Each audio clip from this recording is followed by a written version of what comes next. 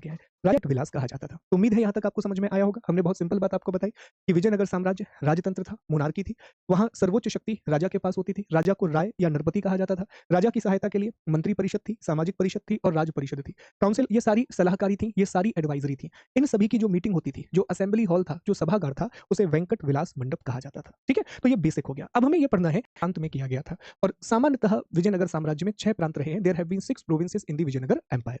प्रांतों का वर्गीकरण कोट्टम या वलनाडु में किया गया था, जिसे जिला बोला जाता है। जो प्रांत है, प्रांतों का वर्गीकरण कोट्टम या वलनाडु में किया गया था, जिसे हम जिला बोलते हैं। तो अब समझ पाइए, देश हो गया अभी के हिसाब से, राज्य हो गए, राज्यों को क्या बोल दिया, मंडप या मंडल। फिर राज्यों को हमने जिलों में बांटा, जिलों को हमने क्या बोल दिया, कोट्टम या वलनाडु। इसके नीचे आता था नाडु। नाडु मतलब परगना, एक प्रकार की तहसील मान लीजिए। इसके नीचे आता था मेलाग्राम। मेलाग्राम आप विकास खंड, हमारे यहाँ ब्लॉक होते हैं मध्य प्रदेश में, विकास खंड या ब्लॉक मान लीजिए, जिसमें गांव का एक समूह होता है। 50 गांव के आसपास जो समूह होता था, उसे मेलाग्राम बोलते थे। इसके नीचे स्थल और सीमा आते थे। कई जगह, कई किताबों में मानना यह है कि ऐसी कोई इकाई नहीं। यहां से सवाल बनता है, वो पूरी इकाई। सबसे ऊपर हमें दिखाई दे रहा है साम्राज्य। ठीक है, साम्राज्य। साम्राज्य का वर्गीकरण किसमें किया गया है, तो आप कहेंगे सर इसे मंडल में बांटा गया है। मंडल का मतलब होता है प्रांत या प्रोविंस, इंग्लिश में हम इसे प्रोविंस बोलते हैं। फिर मंडल को किसमें बांटा गया है, मंडल को वलनाडु में बांटा गया है।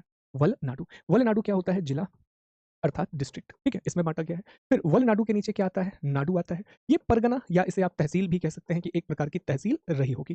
फिर इसके नीचे मेलाग्राम आता है। ठीक है, इसके नीचे मेलाग्राम आता है साथियों। ये जनरली 50 गांव का समूह होता था। ये 50 गांव का समूह होता था। और सबसे नीचे आता है उर। उर मतलब ग्राम। उर मतलब होता है ग्राम। ये सबसे छोटे थे। तो आयंगर व्यवस्था का संबंध याद रखना है आप लोगों को कि आयंगर व्यवस्था का संबंध विजयनगर साम्राज्य से है। फिर पूछेगा आयंगर व्यवस्था किससे संबंधित है, ग्रामीण प्रशासन से संबंधित है। तो विजयनगर साम्राज्य में ग्रामीण प्रशासन से संबंधित व्यवस्था को आयंगर व्यवस्था कहा जाता है। Ayangar system was associated with the rural administration in Vijayanagar empire. That's it, इतने में आपका काम बन जाएगा।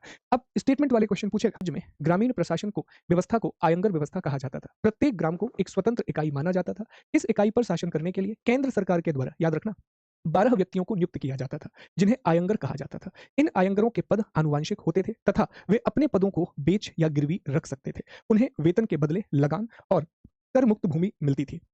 सर्व प्रमुख उत्तरदायित्व अपने अधिकार क्षेत्र में शांति और सुरक्षा बनाए रखना है। प्रमुख आयंगर में कर्णिकम होता था, जो भूमि लेखाकार बोलते हैं कर्णिकम को। फिर तलारा होता था, जो चौकीदारी का काम करता। तैना भोवा होता, जो लेखा अधिकारी आय व्यय का हिसाब रखता, कर्णिकम की तरह। कर्णिकम भी ऑलमोस्ट सेम काम करते थे। मनियम होता था, ग्रामीण प्रशासन। अंडीमार होता था, ग्राम प्रशासन का एक अधिकारी। ये सब याद रखने की जरूरत नहीं है, इतना डिटेल में आपसे नहीं पूछने वाला। ठीक है, अब ये समझ लें। प्रमुख अधिकारी, तो प्रांतपति को मंडलेश्वर, दंडनायक या उद्दयार बोलते थे। यहां से याद रखना था। तो विजयनगर साम्राज्य में सभागार के लिए वेंकट विलास मंडप शब्द का प्रयोग किया गया। राजा सबसे ऊपर होता था, राजा को राय या नरपति कहा जाता था। ये भी हमने डिस्कस किया। हमने चर्चा कर ली आयंगर व्यवस्था की। विजयनगर साम्राज्य में ग्रामीण प्रशासन की जो व्यवस्था थी, उसे आयंगर व्यवस्था कहा जाता था। तो ये सारी बातें हम डिस्कस कर चुके हैं। एट द एंड जो क्वेश्चन होते हैं वो इन्हीं के रिवॉल्व आते रहते हैं। रायसम शब्द का प्रयोग विजयनगर में सचिव के लिए किया गया। कर्णिकम शब्द का प्रयोग लेखा अधिकारी, भूमि का क्रय विक्रय करने वाला अधिकारी, उसके लिए कर्णिकम शब्द का प्रयोग किया गया। अमरा नायक, ये सेना का कमांडर होता था। एक प्रकार से आप इसे इक्तादार से कंपेयर कर सकते हैं। ठीक है साथियों, तो इतनी बातें कंप्लीट हो गई। अब राजस्व प्रशासन पढ़ते हैं, होती थी। ठीक है, तो ये याद रखना, अधवन राजस्व विभाग को कहा जाता था, अधवन रेवेन्यू डिपार्टमेंट को कहा जाता था। विवाह कर अर्थात मैरिज टैक्स लगता था। सबसे प्रमुख सिक्का वराह, सोने का सिक्का था। भू राजस्व लैंड रेवेन्यू होता था, जिसे शिष्ट कहा जाता था, जो उपज का 1/6 होता था, उसका 1/6 होता था। भंडारवाद ऐसी जमीन को कहा जाता था जहां राज्य का प्रत्यक्ष नियंत्रण होता था, अर्थात जहां से राज्य प्रत्यक्ष रूप से कर संग्रहित करता था।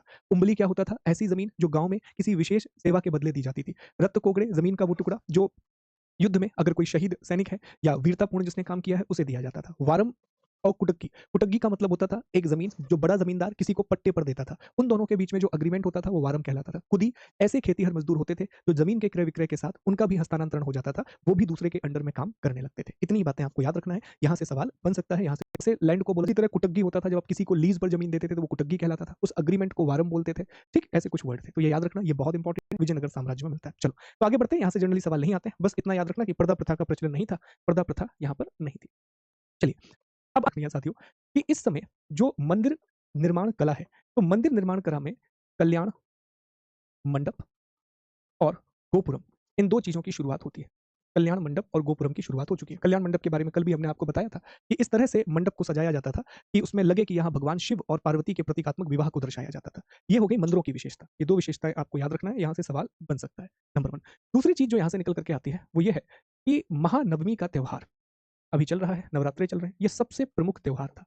और इसको मनाने के लिए हम्पी, हम्पी कहाँ पर है, कर्नाटक में, आप जानते हैं। यहाँ एक बहुत बड़ा मंच बनाया गया था। हम्पी में इस तरह का ना एक मंच बनाया गया था साथियों, अभी उसकी फोटो भी आपको दिखाएंगे, जिसमें 3 अलग अलग लेयर थी। जैसे ये पहली लेयर है, फिर ये दूसरी लेयर है, ये तीसरी लेयर है, तो एक बहुत बड़ा मंच था, स्टेज था और इसी मंच के ऊपर महानवमी का त्योहार मनाया जाता था। तो इसलिए इसे नाम दिया गया महानवमी दिब्बा, महानवमी दिब्बा, ठीक है? और ये विजयनगर साम्राज्य से संबंधित है, जहाँ रामनवमी का त्योहार मनाया जाता था।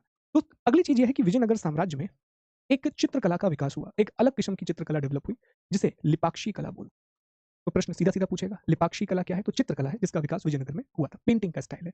इसी तरह से साथियों एक नृत्य और गायन की शैली विकसित हुई।